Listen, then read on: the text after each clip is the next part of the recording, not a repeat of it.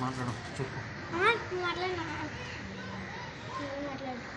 మనం వాడి పారేసిన ప్లాస్టిక్ కవర్లతో అక్షయ్ అనే అమ్మాయి మంచి ఫ్లవర్స్ చేస్తుంది.